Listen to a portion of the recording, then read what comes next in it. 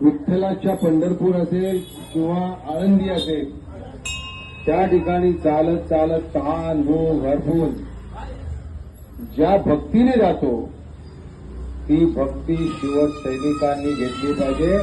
आपली भक्ती सुद्धा शिवसेना पक्षावर अशीच असावी जशी ती वारकऱ्यांची विठ्ठलावरती आहे, तशी भक्ती असावी. आणि खऱ्या अर्थाने आज जर एकादशी असेल आणि खरोखर जर त्याला आपली भक्ती आणि आपलं विठ्ठलावरती श्रद्धा असेल, तर त्या सर्वच आपल्या कार्यकर्त्यांनी अशा प्रकारची भक्ती करावी, ह्या शुभेच्छा मी देतो. काल 2 ठाकरे एकत्र आलेले आहेत. महाराष्ट्रामध्ये फार मोठी खळबळ मारलेली आहे.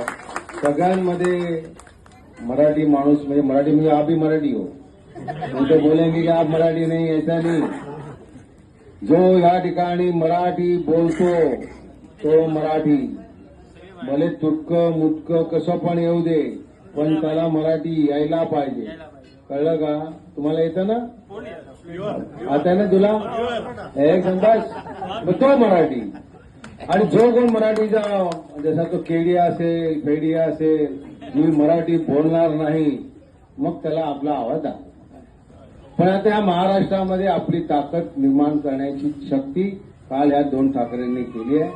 यापुढे सुद्धा आपण सगळ्यांनी आपली ताकद दाखवू आणि शिवसेना पक्ष अत्यंत मजबूतीने आपण पुढे जाऊ. धन्यवाद.